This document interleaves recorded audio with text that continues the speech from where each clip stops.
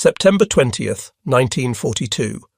Naval Air Station, North Island, San Diego, California. Lieutenant Commander Eddie Sanders gripped the control stick of a plane that should not exist in American hands, his palms sweating despite the cool morning air rolling off the Pacific. The instrument panel before him displayed characters in Japanese. The controls felt foreign. The entire cockpit smelled of oil and unfamiliar materials. Beyond the windscreen, armed guards surrounded the hangar, their orders clear since the precious cargo arrived 3 weeks earlier. This was the most valuable aircraft in the world, and Sanders was about to become the first American to fly it. He released the brakes, and the Mitsubishi A6M Model 21 Zero fighter rolled forward, its engine purring with surprising smoothness. Within minutes, this single test flight would expose weaknesses that would transform American fighter tactics and doom Japan's aerial supremacy. The secrets locked inside this captured machine would help create a weapon that would shoot down over 5,000 enemy aircraft and turn the tide of the Pacific War. The transformation had begun not with this flight, but 5 months earlier, on a rain-soaked island in the Aleutians where a young Japanese pilot made his final landing. June 4th, 1942. The same day, 300 miles to the east, American dive bombers were destroying 4 Japanese aircraft carriers at the Battle of Midway, forever changing the course of the Pacific War.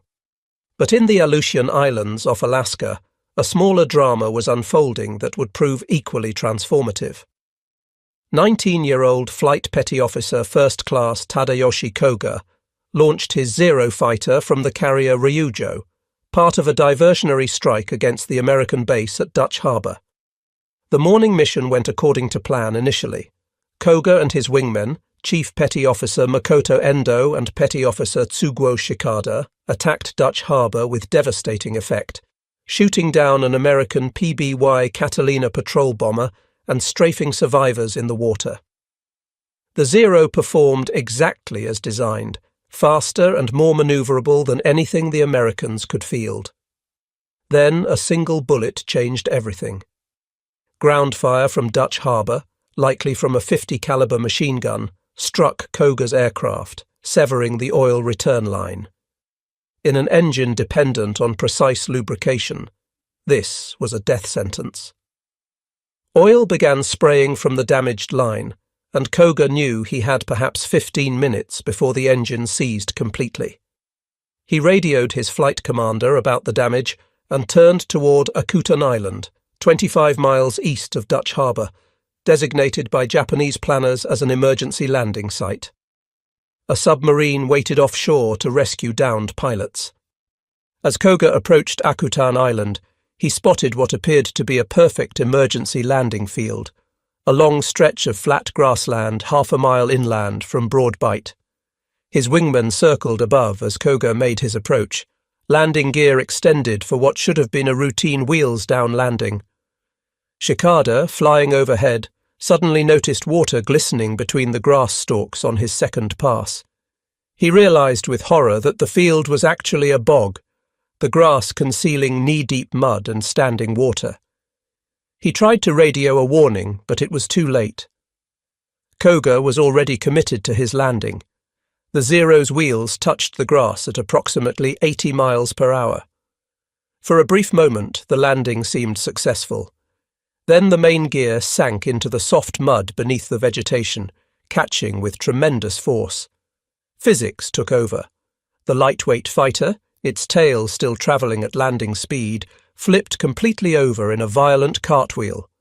The aircraft slammed upside down into the bog with bone-crushing impact.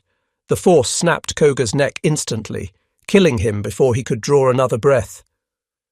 His body remained suspended by his seatbelt in the inverted cockpit, his service pistol and samurai sword still strapped to his waist, his flight suit still pristine, except for the precise medical taping wrapped around his torso from previous injuries. Above, Koga's wingmen faced an agonizing decision. Standing orders required them to destroy any disabled Zero to prevent it from falling into enemy hands.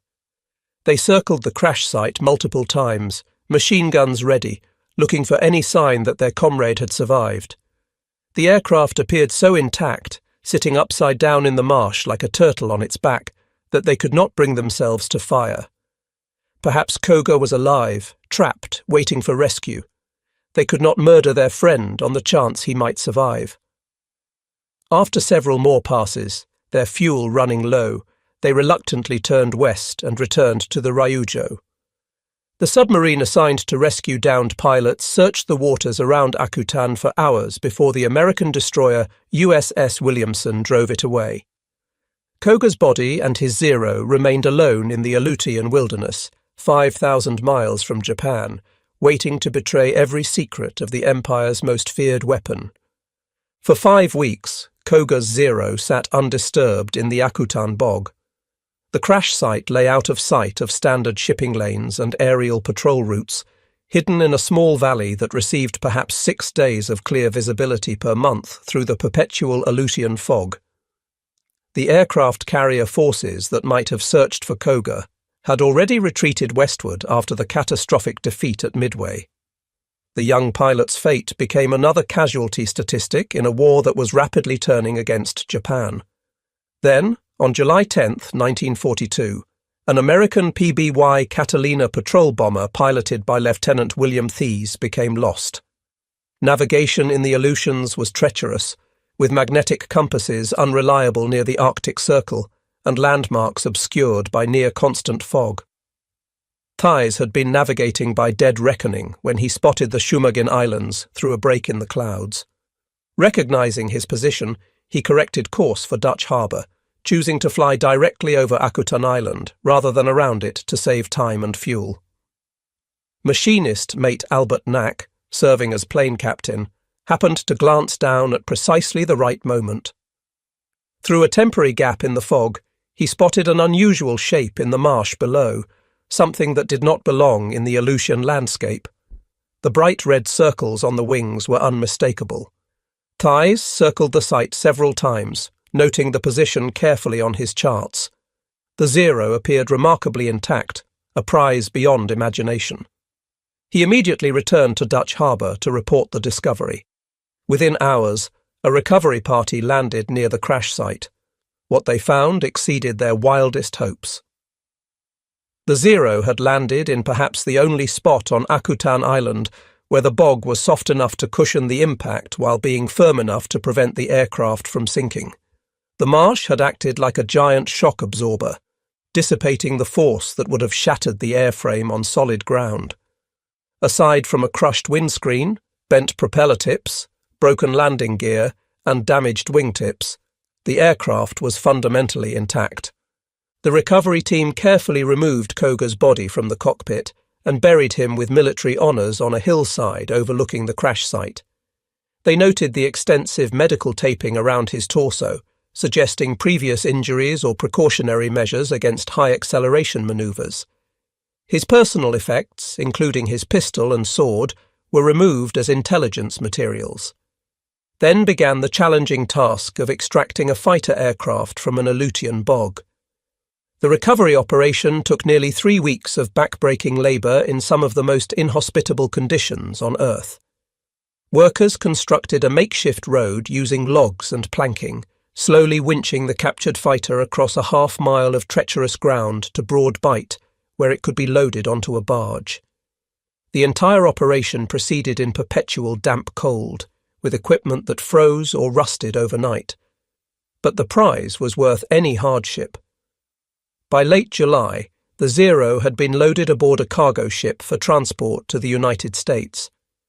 The vessel carrying history's most important captured aircraft departed the Aleutians in early August, sailing south through waters that just weeks earlier had been contested by Japanese and American fleets. The captured Zero arrived in Seattle on August 1, 1942, transferred immediately to a barge for the journey to Naval Air Station North Island near San Diego. The aircraft reached San Diego in mid-August, where it was unloaded under heavy guard and moved to a secure hangar. 24-hour military police protection ensured no souvenir hunters could damage the invaluable prize. Word of the capture spread through Navy aviation circles with electric excitement. For the first time since the Zero's devastating debut at Pearl Harbor, American engineers and pilots would have the opportunity to examine the legendary fighter in detail. Navy Captain William Leonard, who would later command a carrier division in the Pacific, called it a treasure that unlocked so many secrets at a time when the need was so great. Marine Lieutenant Colonel Kenneth Walsh, who would survive the war as an ace with 21 kills, would later state that knowing what to do with a Zero on his tail, information that came directly from studying Koga's aircraft, saved his life several times. The race was on to restore the Zero to flying condition as quickly as possible. Every day the aircraft remained grounded was another day American pilots faced an enemy they did not fully understand. The restoration team worked around the clock, carefully documenting every detail of the aircraft's construction while simultaneously repairing the crash damage. The work proceeded with astonishing speed, driven by urgency and the recognition that this single aircraft might hold the keys to winning the air war in the Pacific. The restoration revealed immediate insights into Japanese design philosophy. The Zero was built like a precision watch, one engineer noted, with flush rivets throughout the airframe and guns mounted flush with the wing surfaces to minimize drag. Every component was designed for minimum weight and maximum efficiency. The instrument panel displayed remarkable simplicity, with no superfluities to distract the pilot, just essential gauges arranged for instant readability. Inspection panels could be opened by simply pushing on marked spots with a finger, releasing internal latches. The entire aircraft could be disassembled and reassembled using minimal tools, a crucial advantage for field maintenance on primitive island bases. The team discovered that the Zero weighed between 5,300 and 6,165 pounds fully loaded, depending on ammunition, fuel load and configuration, roughly 2,000 pounds lighter than the American F4F Wildcat. This extraordinary weight savings came from multiple sources. The Zero lacked armor protection for the pilot, relying instead on superior maneuverability to avoid being hit. The fuel tanks were not self-sealing, trading safety for reduced weight and increased capacity. The airframe itself used minimum structural material, just enough strength for the anticipated loads with no safety margin. The Zero was fundamentally a different design philosophy than American fighters. Where American aircraft prioritized pilot protection and structural ruggedness, accepting weight penalties for survivability, the Zero sacrificed protection for performance. It was a fighter designed to win through superior agility rather than absorbing punishment. The captured aircraft revealed other secrets. The engine, a 14-cylinder Nakajima Sakai radial producing approximately 950 horsepower, used a float-type carburetor that would prove significant in combat. The wings folded for carrier storage, using a simple manual mechanism requiring no hydraulic systems. The control surfaces were fabric covered over metal frames to minimize weight. Most remarkably, the armament package was formidable for such a lightweight aircraft, two 7.7mm machine guns firing through the propeller arc, and two 20mm cannons mounted in the wings. By September 20th, just 41 days after arriving in San Diego, the Zero was ready to fly. The restoration team had replaced the crushed windscreen, straightened the vertical stabilizer and rudder, repaired the wingtips and flaps, and completely rebuilt the landing gear that had been sheared off in the crash. The original three-blade Sumitomo propeller was carefully dressed and reused. The captured aircraft was repainted, the red Japanese Hinomaru roundels covered with American blue circle and white star insignia. It looked like an American aircraft wearing Japanese clothes. Lieutenant Commander Eddie Sanders, selected as chief test pilot for the project, had spent the previous week studying every aspect of the Zero while mechanics completed the restoration. He sat in the cockpit for hours, familiarizing himself with the Japanese instruments, memorizing the control layout, preparing mentally for a flight unlike any he had attempted. Sanders was an experienced test pilot, but he was about to fly an enemy aircraft whose flight characteristics could only be guessed from intelligence reports and combat observations. If those reports were accurate, the Zero was faster, climbed better, and turned tighter than any American fighter. If those reports were wrong, or if the captured aircraft had hidden damage, Sanders might not survive the first flight. On the morning of September 20th, 1942, Sanders climbed into the Zero's cockpit for the first time as pilot rather than student. Ground crew started the engine, which caught immediately and ran smoothly, the restoration team's work vindicated. Sanders taxied to the runway, conscious that dozens of engineers, intelligence officers, and Navy brass were watching from the tower and flight line. He advanced the throttle, and the Zero accelerated down the runway with surprising eagerness. The lightweight fighter lifted off after a remarkably short ground roll, climbing at a rate that would have been impressive in any American aircraft. For the next hour, Sanders put the Zero through a series of performance tests, carefully exploring its flight envelope. He climbed to altitude, tested stall characteristics, practiced basic maneuvers, and felt out the aircraft's handling qualities. What he discovered in that first flight would change everything. Immediately apparent was the fact that the ailerons froze up at speeds above 200 knots, making rolling maneuvers at those speeds slow and requiring much force on the control stick, Sanders wrote in his report.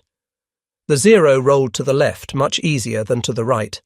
The high-speed aileron problem was dramatic and unexpected. At low speeds, the Zero's maneuverability was everything Japanese pilots claimed, capable of turning inside any American fighter with ease.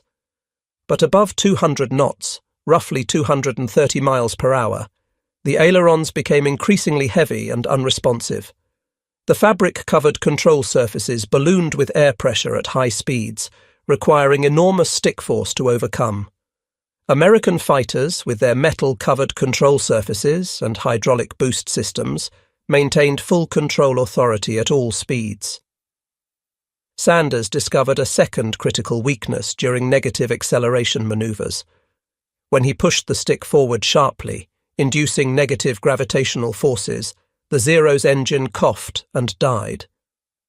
The float-type carburetor, designed for positive and zero-gravity conditions, could not maintain fuel flow during sustained negative acceleration. The engine would restart when positive acceleration resumed, but for several seconds the Zero became a powerless glider.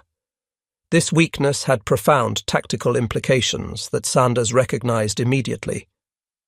American pilots being outmaneuvered and unable to escape a pursuing Zero now had their answer, Sanders noted in his report.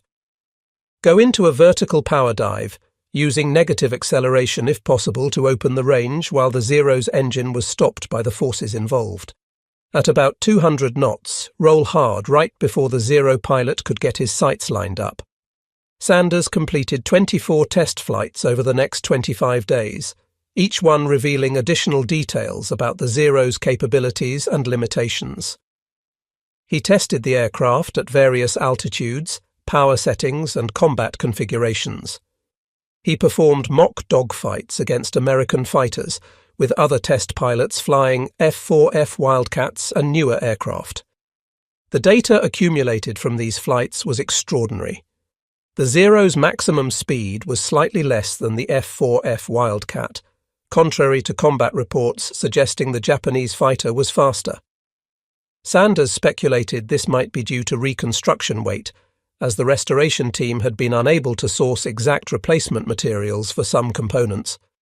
However, the Zero's exceptional range, over 1,900 statute miles, far exceeded any American carrier fighter.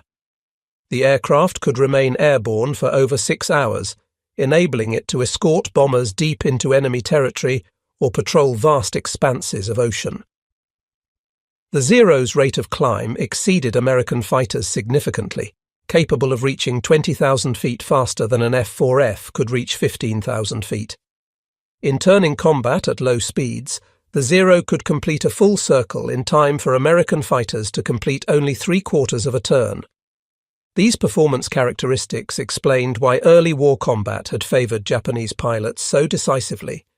At low speeds and in turning fights, the Zero was simply superior to anything America fielded in late 1941 and early 1942.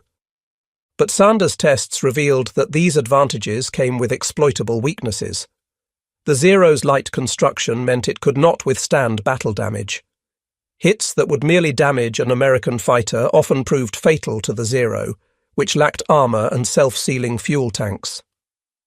The Wright Field Materials analysis of captured Zero components revealed aluminum alloys of excellent quality, but used in thicknesses American designers would consider inadequate. The Zero was built to minimum tolerances, with no safety margins for combat damage. Sanders' final report synthesized all the test data into actionable intelligence. American pilots should avoid slow-speed turning fights where the Zero's maneuverability dominated. Instead, they should use diving attacks, utilizing the superior high-speed characteristics of American fighters. When a Zero pursued, American pilots should enter a steep dive, preferably with negative acceleration to kill the Zero's engine, then execute a hard right roll at high speed where the Zero could not follow. American fighters should use their superior armor and firepower to absorb hits while delivering devastating bursts that would destroy the fragile Zero. Team tactics should replace individual dogfighting, with wingmen covering each other and using coordinated attacks to negate the Zero's turning advantage. These recommendations were compiled and distributed throughout the fleet with unprecedented speed. Pilots preparing for combat received detailed briefings on the Zero's characteristics and how to exploit its weaknesses. The information was incorporated into training programs, with instructors teaching the high-speed dive and hard right roll technique to every new pilot. Combat veterans who had survived early encounters with Zeros suddenly understood what they had been fighting and how to win. The impact on pilot morale was profound. For 8 months, American naval aviators had faced an aircraft that seemed invincible, capable of outturning and outclimbing anything they flew. Pilots had developed a healthy respect for the Zero that bordered on fear. The official American tactic when jumped by Zeros had been simply to run away, a humiliating admission of inferiority. Now, for the first time, American pilots had concrete knowledge of how to fight the Zero and win. The mystique surrounding the Japanese fighter began to crumble. It was still a formidable opponent, but it was no longer invincible. It had weaknesses, and American pilots now knew exactly what those weaknesses were and how to exploit them. But the Akutan Zero's greatest contribution was not to tactical doctrine. It was to aircraft design, specifically to a fighter that was already under development when Koga crashed in the Aleutians. The Grumman F6F Hellcat would become the weapon that transformed American tactical knowledge into devastating combat results. The story of how the Hellcat came to be, and how the Akutan Zero influenced its development, would prove as important as Sanders' test flights. The connection between the two aircraft has been subject to historical debate, with some claiming the Hellcat was designed based on the captured Zero, while others note the timeline makes direct influence impossible. The truth lies somewhere between, a story of parallel development, timely intelligence, and Grumman's ability to incorporate lessons learned even as their fighter was entering production. January 1942. Grumman Aircraft Engineering Corporation, Bethpage, Long Island, New York. Leroy Grumman sat at his desk reviewing preliminary designs for what would become the F6F Hellcat, and the numbers troubled him. The Navy needed a fighter to replace the F4F Wildcat, something faster and more powerful to counter the reports coming from the Pacific about Japanese air superiority. Grumman's design team, led by Chief Engineers Jake Swerbel and Bill Schwendler, had created what was essentially a larger, more powerful Wildcat. The design looked good on paper, but Grumman worried it might not be enough. The early months of 1942 brought increasingly alarming reports from the Pacific. American pilots were being outfought by Japanese Zeros at every encounter. The F4F Wildcat, Grumman's current frontline fighter, was proving inadequate despite being a solid, well-built aircraft. Combat reports indicated the Zero could outclimb, outturn and outrange the Wildcat in nearly every performance category. Something dramatically better was needed, and needed urgently. Grumman's initial F6F design, designated XF6F-1, was planned around the Wright R2600 Cyclone engine, producing 1,700 horsepower. This would give the new fighter more power than the Wildcat's 1,200 horsepower Pratt & Whitney R1830, but Grumman questioned whether it was enough of an improvement.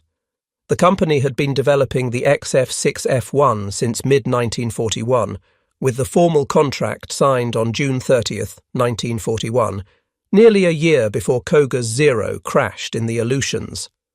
The design work proceeded rapidly through early 1942, driven by urgent Navy requirements and Grumman's recognition that the Pacific War would be won or lost in the air. The Bureau of Aeronautics worked closely with Grumman engineers, incorporating feedback from combat pilots returning from the Pacific.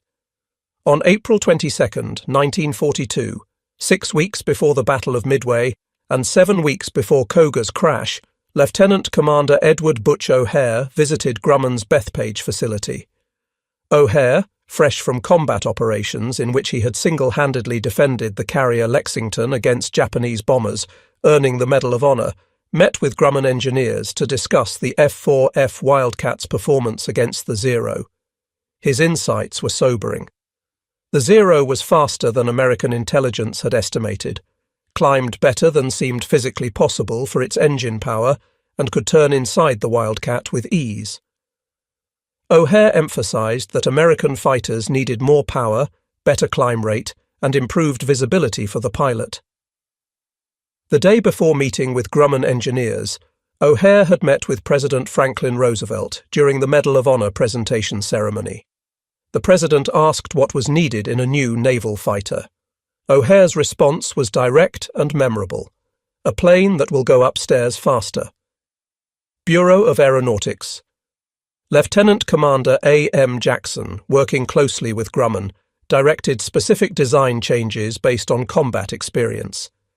Jackson emphasized mounting the cockpit higher in the fuselage, with the forward fuselage sloping down slightly to the engine cowling, giving the pilot excellent visibility over the nose.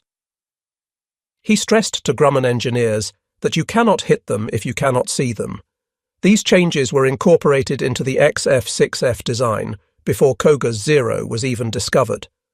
On April 26, 1942, 5 weeks before Koga's final flight, the Bureau of Aeronautics made a critical decision that would define the F6F's character. Based on combat accounts from the Pacific and O'Hare's recommendations, BuAer directed Grumman to install a more powerful engine in the second XF6F prototype. The Wright R2600 was abandoned in favor of the Pratt & Whitney R2800 Double Wasp, an 18-cylinder radial engine producing 2,000 horsepower.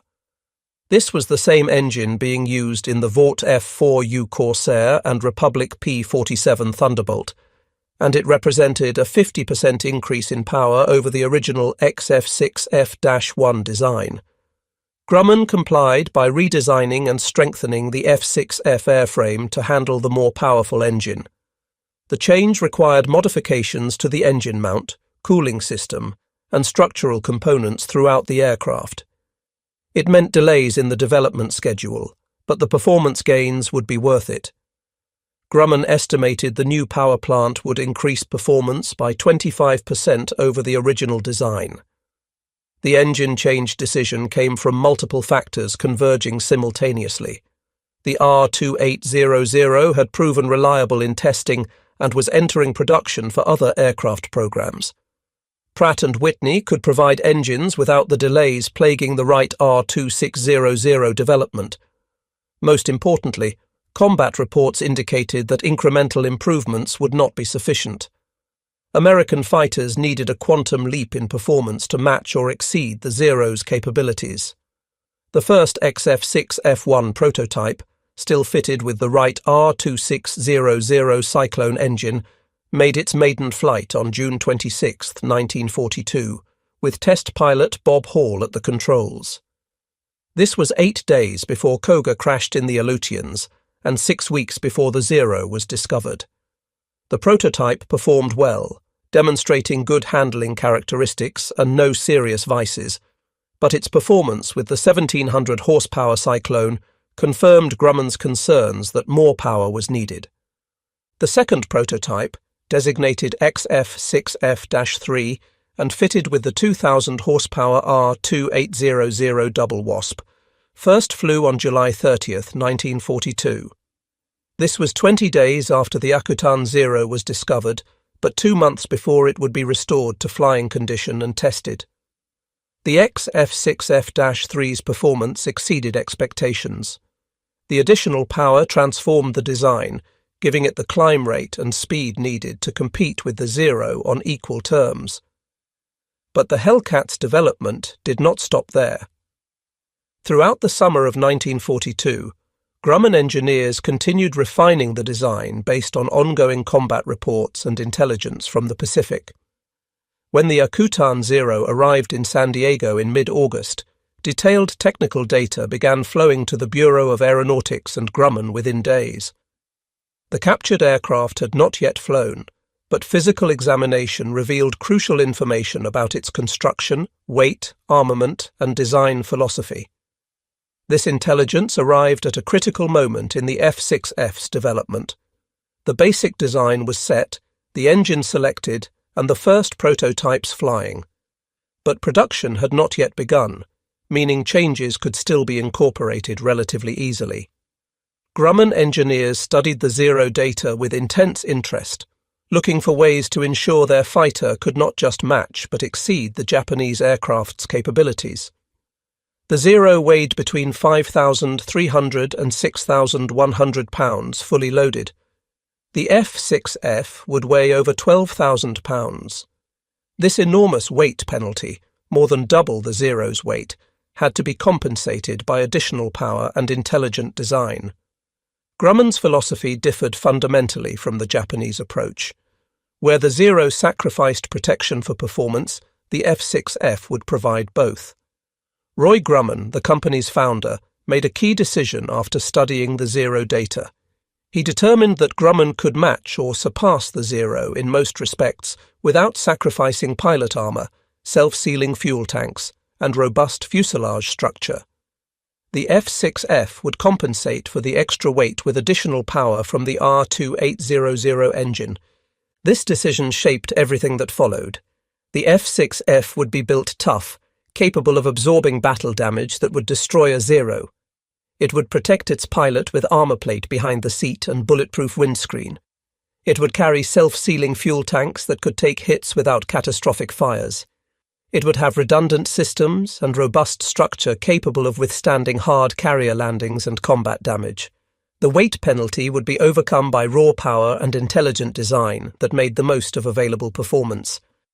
The data from the Akutan Zero, combined with combat reports and Sanders test flights in September and October, influenced specific design decisions as the F6F moved toward production.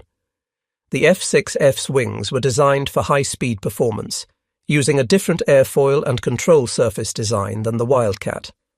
The ailerons were hydraulically boosted and metal-covered, ensuring full control authority at all speeds.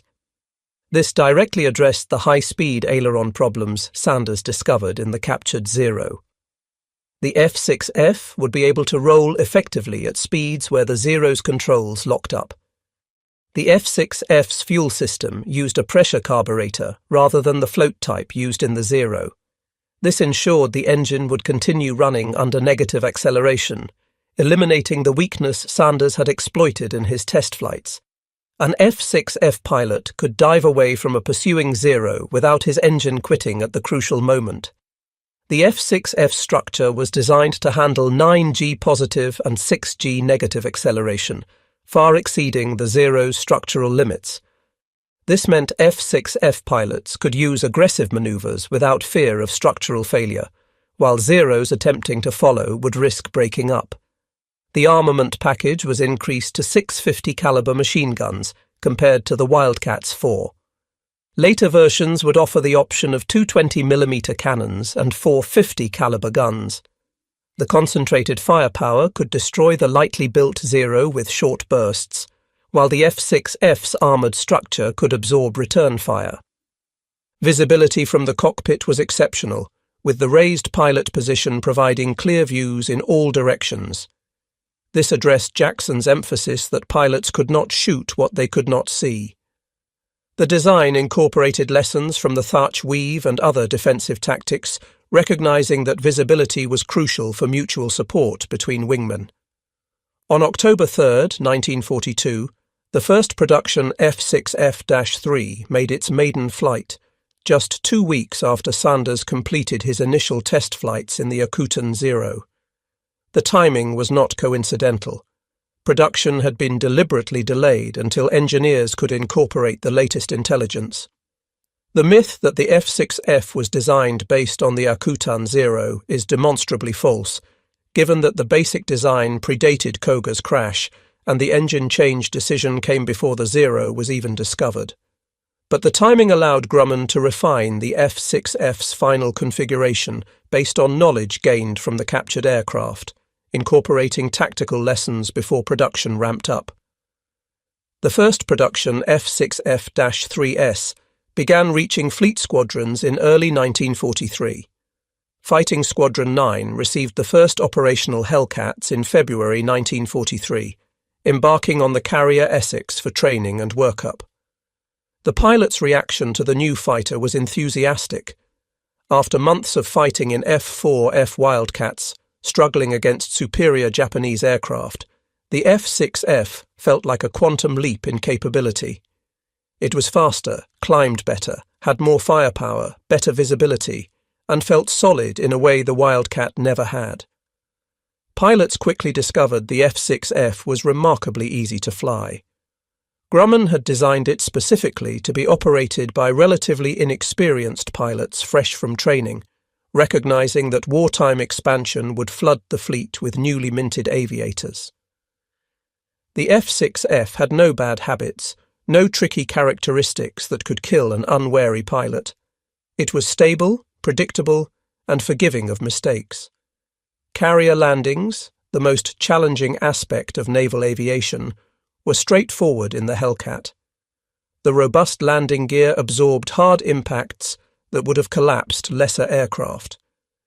The visibility allowed pilots to precisely judge their approach.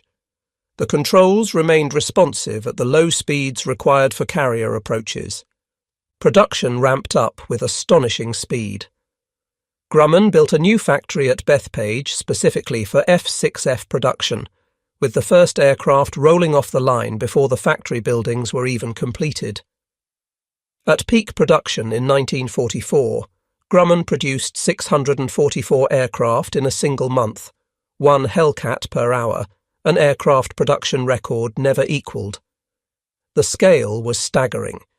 Each F6F required approximately 20,000 individual parts sourced from hundreds of subcontractors. The Pratt & Whitney engines were built in 3 separate factories and shipped to Bethpage for installation. Grumman coordinated this industrial symphony with precision that amazed observers. Much of the credit went to Jake Swerble, Grumman's production genius, who organized the workflow and supply chain with unprecedented efficiency. Many Grumman workers had never built aircraft before, yet they produced the most successful carrier fighter of the war. Between the first production flight in October 1942 and the end of the war in November 1945, a span of approximately 37 months, Grumman would produce 12,275 F6F Hellcats from a single factory complex. The F6F made its combat debut on August 31, 1943, 15 months after the Akutan Zero was discovered, and 11 months after Sanders' first test flight. Aircraft from fighting squadrons. 5 and 9, operating from carriers Yorktown and Independence, attacked Marcus Island as part of a carrier raid. The mission was an overwhelming success. No Japanese fighters managed to get airborne, and several were destroyed on the ground. 2 Hellcats were lost to anti-aircraft fire, but in air-to-air combat, the F6F demonstrated immediate superiority. Over the following months, the F6F became the standard fighter on American fleet carriers, gradually replacing the F4F Wildcat on the large carriers, while Wildcats continued serving on smaller escort carriers. By early 1944, the Hellcat equipped 15 carrier fighter squadrons and was rapidly becoming the dominant American naval fighter in the Pacific. The tactical lessons learned from the Akutan Zero were incorporated into every aspect of F6F operations. Pilots were trained to avoid slow-speed turning fights unless they had significant altitude or numbers advantage. Instead, F6F doctrine emphasized high-speed slashing attacks, diving from altitude to build speed, making a single firing pass, then zooming back to altitude before the more maneuverable Zeros could respond. The Thatch Weave, developed by Lieutenant Commander John Thatch even before the Zero was captured, became standard defensive doctrine for all F6F squadrons. When jumped by Zeros, F6F pilots flew in mutually supporting pairs, weaving back and forth so that any Zero pursuing one F6F would immediately face head-on fire from the other. The tactic neutralized the Zero's turning advantage by forcing the Japanese pilot to either break off or face a head-on engagement where the F6F's superior firepower and protection dominated. Pilots were taught to use their speed and power to dictate engagement terms. If the tactical situation favored the F6F, engage. If not, use superior speed to disengage, reposition, and attack from advantage. The F6F's climb rate allowed it to regain altitude quickly after diving attacks. Its speed allowed it to escape from unfavorable situations. Its endurance allowed it to patrol longer and chase fleeing enemies farther than Zeros could follow. November 23, 1943, Gilbert Islands. F6F, Hellcats from Carrier Essex engaged Japanese Zero fighters over Tarawa in what would become the first major test of the new fighter against Japan's best. 30 Zeros rose to intercept the American strike, and the ensuing dogfight raged across the skies over the invasion beaches. When the smoke cleared, American pilots claimed 30 Japanese fighters destroyed for the loss of a single F6F. The Battle of Tarawa demonstrated everything the F6F was designed to accomplish. American pilots, many of them relatively inexperienced, had met veteran Japanese aviators flying Zeros and crushed them utterly. The combination of superior aircraft performance, sound tactics based on knowledge of the Zero's weaknesses, and intensive training had created an unbeatable formula. The battle's outcome sent shockwaves through both American and Japanese commands. For the Americans, it validated the F6F's design and the tactical doctrines developed from studying the Akutan Zero. For the Japanese, it revealed that American aircraft had caught up to and surpassed the Zero's capabilities.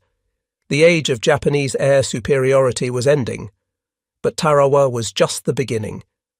The F6F would prove its worth in every major engagement across the Pacific for the next 20 months, compiling the most dominant combat record of any American fighter in World War II. June 19, 1944, Philippine Sea, west of the Mariana Islands. F6F.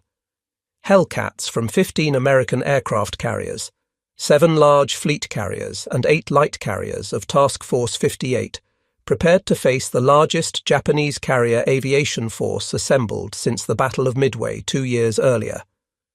The Japanese had 9 aircraft carriers and sent wave after wave of aircraft to destroy the American invasion fleet attacking Saipan. What followed became known as the Great Marianas Turkey Shoot, the most one-sided aerial battle in naval history. The first Japanese strike, 69 aircraft, lost 42 planes before reaching the American fleet. The remaining 27 that penetrated to the carriers accomplished nothing while facing a storm of anti-aircraft fire and swarming F6Fs. The second wave, 107 Japanese aircraft, lost 97 before they could even attack. Japanese carrier aviation was being systematically destroyed. Throughout the day, Japanese carriers launched 370 aircraft in multiple strikes. Only 130 returned. The F6F Hellcats, flying combat air patrol over the American fleet and hunting Japanese strike groups, shot down the vast majority. American losses totaled 23 to 30 aircraft, with many pilots rescued from the ocean. The strategic impact was catastrophic for Japan. The carrier air groups, painstakingly rebuilt after the losses at Midway, were annihilated. The experienced pilots who had trained the current generation were dead. The aircraft that had been hoarded for the decisive battle were gone. Japanese naval aviation would never recover from this single day's losses. The Battle of the Philippine Sea demonstrated the F6F operating at peak effectiveness. The aircraft's exceptional endurance allowed continuous combat air patrols over the fleet. Its climb rate ensured F6Fs could intercept incoming strikes at optimal altitude. Its speed allowed pursuit of fleeing Japanese aircraft. Its firepower and protection meant that in any head-to-head engagement, the F6F held overwhelming advantage. But perhaps most importantly, the F6F's easy handling meant that even relatively inexperienced American pilots could operate the aircraft effectively in combat. By mid-1944, the United States was producing pilots far faster than Japan, and the F6F allowed these new aviators to be thrown into combat with confidence they could survive and succeed. Japanese pilots, by contrast, were receiving increasingly abbreviated training as fuel shortages and instructor losses mounted. By late 1944, Japanese pilots were entering combat with perhaps one-third the flight hours American pilots received. The experience differential, combined with the F6F's technical superiority, created a death spiral for Japanese aviation. Every engagement cost Japan irreplaceable pilots, while American losses were quickly replaced by the training pipeline that was producing thousands of new aviators annually. The F6F's contribution to American victory extended beyond aerial combat. The aircraft was adapted into multiple specialized variants that addressed specific tactical needs. The F6F-3N and F6F-5N. Night fighter variants carried radar equipment in a pod mounted on the starboard wing, allowing them to intercept Japanese night bombing raids. The radar reduced top speed slightly, but night fighter pilots found the capability worth the trade-off. F6F night fighters achieved remarkable success against Japanese night raiders, shooting down bombers that had previously attacked with impunity under cover of darkness. The F6F-3P and F6F-5P, photographic reconnaissance variants replaced guns with cameras, conducting crucial reconnaissance missions over enemy territory. Their speed and range allowed them to penetrate deep into Japanese-held areas, photograph targets, and escape before interceptors could respond. Later, F6F-5 variants were modified to carry 2,000-pound bombs on a centerline rack and rocket rails under the wings, transforming the fighter into a highly effective fighter bomber. F6Fs armed with bombs and rockets provided devastating close air support for Marine and Army forces, fighting across Pacific Islands, attacking Japanese bunkers, artillery positions, and troop concentrations with precision that artillery could not match. By the end of World War II, F6F Hellcats had compiled statistics that remain unmatched by any other American fighter. The aircraft was credited with destroying 5,163 enemy aircraft in Pacific air-to-air combat by United States Navy and Marine Corps pilots, with an additional 60 aircraft destroyed in other theatres, bringing the total to 5,223, when including British Royal Navy Fleet Air Arm victories. Only 270 F6Fs were lost in air-to-air combat, giving the aircraft an overall kill-to-loss ratio of 19-1. Against Japanese Zeros specifically, the ratio was 13-1. These numbers reflected the combined impact of superior aircraft performance, sound tactical doctrine derived from studying the Akutan Zero, and increasingly skilled American pilots facing declining Japanese opposition. The F6F produced more fighter aces than any other Allied aircraft of World War II. Between 305 and 307 Navy Hellcat pilots achieved ace status with 5 or more victories, with slight variations in counts depending on how shared kills were attributed. The Navy's top ace, Commander David McCampbell, scored all 34 of his victories flying F6Fs. The Hellcat's combat record was so dominant that late-war Japanese pilots developed what American intelligence called zero fatigue, a recognition that engaging F-6Fs was likely to be fatal. Japanese pilots increasingly avoided combat when possible, diving away or fleeing into clouds rather than fighting. This psychological dominance was as important as the technical superiority, as it allowed American carrier groups to operate with near impunity, knowing Japanese air opposition would be minimal and ineffective. The contrast with early war combat was stark. In 1942, American pilots had fled from Zeros whenever possible. By 1945, Japanese pilots were fleeing from Hellcats. The transformation was complete. The Akutan Zero's role in this transformation cannot be precisely quantified, but its importance is undeniable. The captured aircraft provided the first detailed intelligence on the Zero's capabilities and limitations. Sanders' test flights revealed specific weaknesses that could be exploited tactically. The technical data influenced F-6F design decisions at a crucial moment when changes could still be incorporated. Most importantly, the Akutan Zero destroyed the mystique surrounding the Japanese fighter, proving it was not invincible, but rather an aircraft with specific strengths and specific weaknesses. The combination of the F6F Hellcat and the tactical knowledge gained from the Akutan Zero created a synergy that transformed American naval aviation. The F6F was not designed because of the Akutan Zero, but it was refined based on intelligence from the captured aircraft. The tactics American pilots used were not created by studying the Zero, but they were validated and formalized by Sanders' test flights and subsequent analysis. The result was an integrated system of aircraft, tactics, training, and industrial production that overwhelmed Japanese aviation. By war's end, Japan had produced approximately 10,500 Zeros, their primary fighter throughout the conflict. The United States produced 12,275 F-6F Hellcats in 37 months, plus thousands of F-4U Corsairs and other fighters. The production differential reflected America's industrial might, but the combat differential reflected the F-6F's technical superiority and the tactical doctrine that employed it effectively. The Akutan Zero was destroyed in February 1945, ironically in a training accident rather than combat. While taxiing for takeoff at Naval Air Station North Island, an SB-2C Helldiver dive bomber lost control and crashed into the parked Zero, its propeller slicing the Japanese fighter into pieces.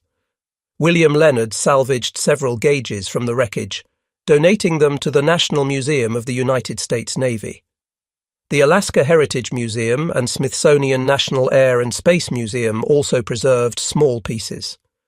The physical aircraft was gone, but its legacy lived on in every F-6F that flew combat missions, in every American pilot who knew the Zero's weaknesses, in every tactical manual that incorporated lessons learned from Sanders' test flights. Koga's body, initially buried on Akutan Island, was exhumed by American Graves Registration Service teams in 1947 and reburied on Adak Island, further down the Aleutian chain. In 1953, the Adak Cemetery was excavated, and 236 bodies, likely including Koga's remains, were returned to Japan for burial. The young pilot who died at age 19 became an unwitting contributor to Japan's defeat, his perfectly preserved aircraft revealing secrets that would doom thousands of his countrymen.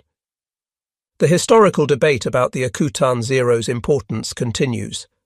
Some historians argue it was the single most important intelligence capture of the Pacific War, more valuable than code-breaking or any other source.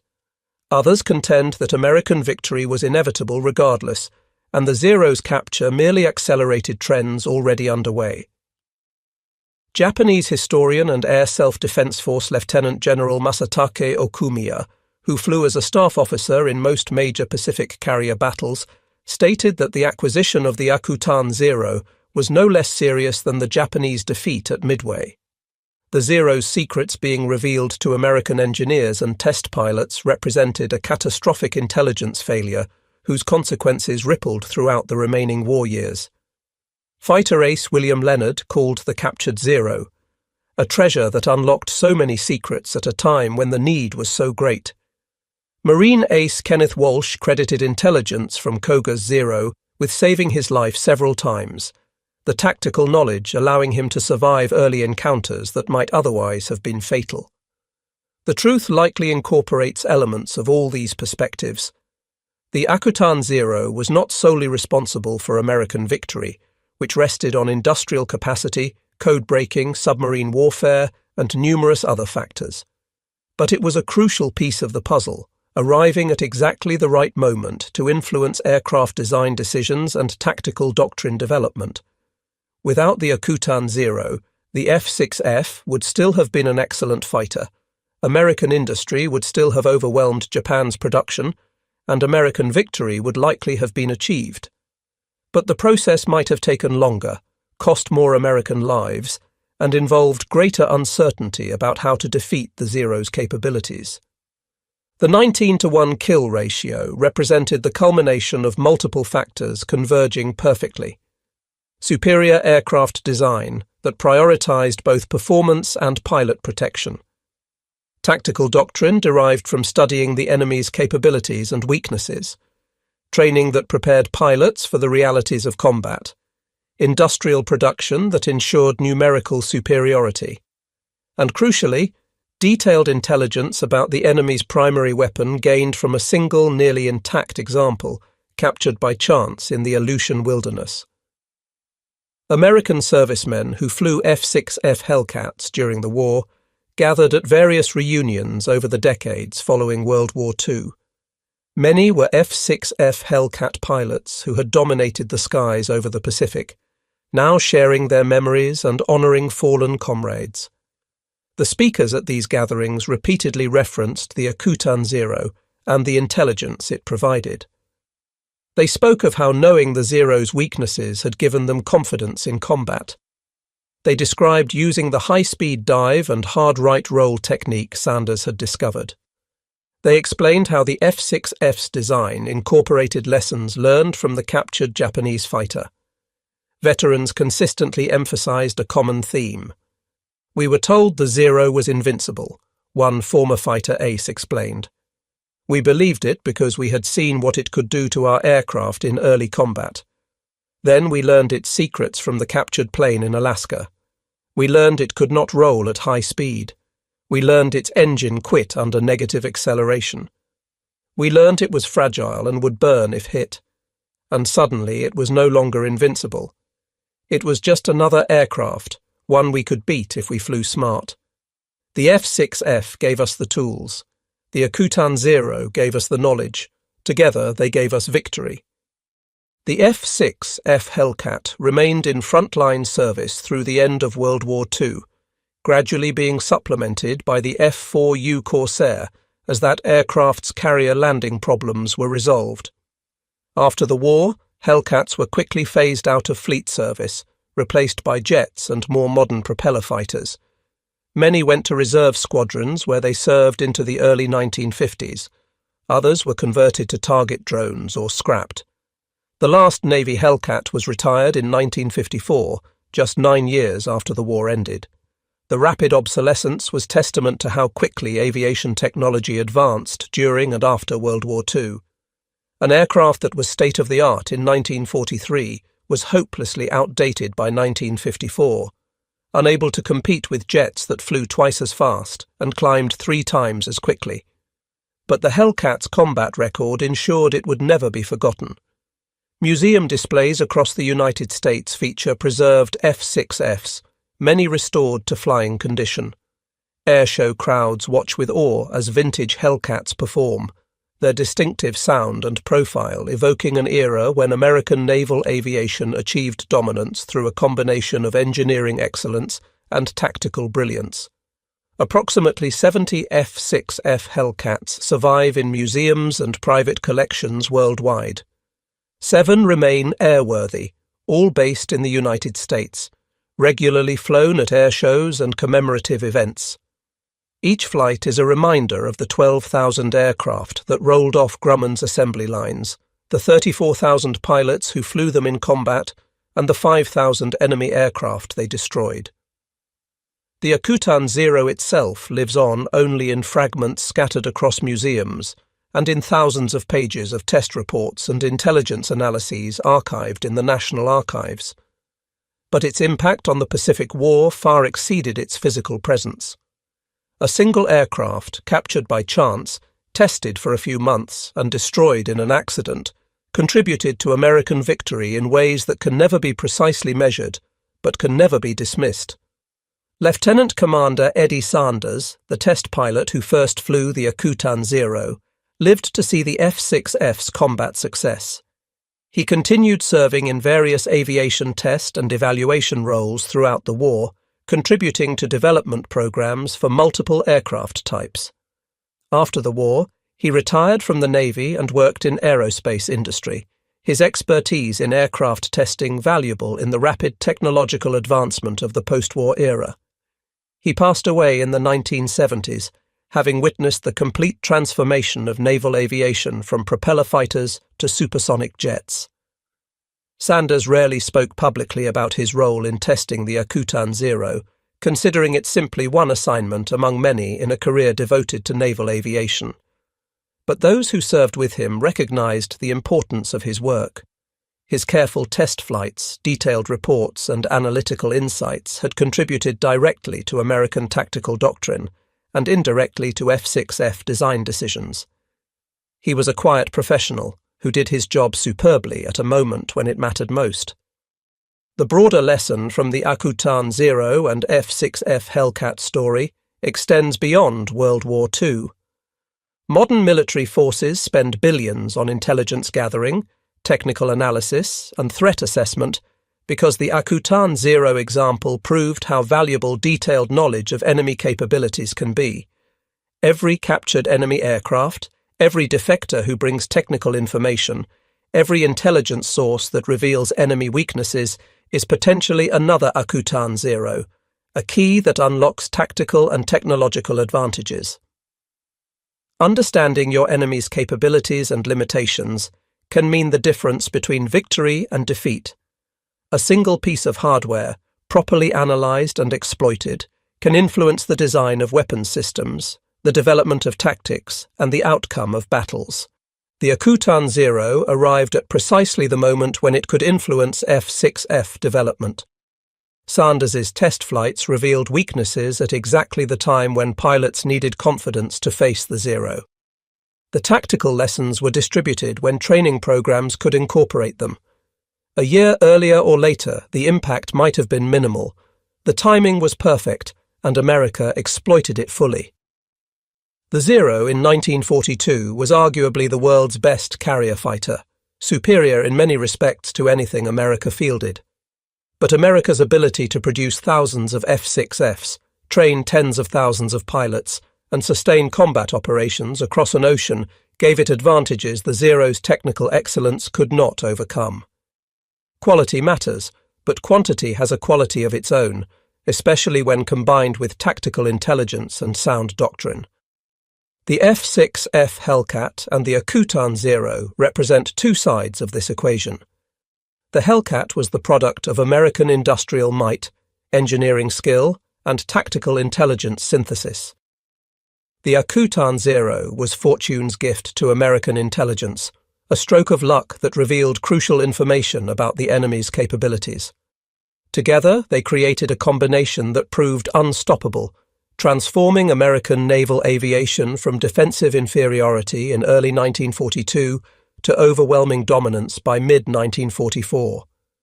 The young Japanese pilot who died in an Aleutian bog could not have known that his perfectly preserved fighter would contribute to his nation's defeat. His wingmen, hoping he survived, could not have known that their mercy in not destroying his aircraft would doom thousands of their comrades. The American salvage crews struggling in that Alaskan marsh could not have known they were recovering the key to air superiority in the Pacific. And Eddie Sanders, taxiing that captured Zero for its first American flight, could not have fully appreciated that his test flights would influence a fighter that would help win the war. But history is made by such moments, when chance and preparation intersect, when fortune favours those ready to exploit it, when a single piece of intelligence arrives at exactly the right time to influence events far beyond its apparent significance. The Akutan Zero was such a moment, and the F6F Hellcat was its legacy. One captured aircraft, one skilled test pilot, one moment in time when intelligence, design and tactical doctrine converged to create a weapons system that achieved a 19-to-1 kill ratio and swept Japanese aviation from Pacific skies. The transformation of American naval aviation from underdog to dominant force happened through the convergence of industrial capacity, engineering excellence, skilled pilots and intelligence. The Akutan Zero revealed that the seemingly invincible Japanese fighter had exploitable weaknesses. The F6F Hellcat was designed and employed to exploit those weaknesses ruthlessly. When American pilots took F6F Hellcats into combat, they carried with them not just superior technology but superior knowledge. They knew the Zero's weaknesses because Eddie Sanders had discovered them. They knew how to exploit those weaknesses because tactical doctrine had been rewritten based on Sanders' test flights. They knew they could win because the mystique of Japanese invincibility had been shattered by hard data from the captured aircraft. The 19-to-1 kill ratio was the inevitable result, a testament to what can be achieved when chance provides opportunity and skill transforms that opportunity into overwhelming advantage. The story of how one test pilot's captured Zero turned the F6F Hellcat into a 19-to-1 killing machine demonstrates that warfare is decided not just by courage and firepower, but by intelligence, adaptation, and the ability to learn from the enemy. The F6F Hellcat and the Akutan Zero together wrote a chapter in aviation history that continues to resonate 8 decades later, proof that sometimes the greatest victories come not through destruction, but through understanding.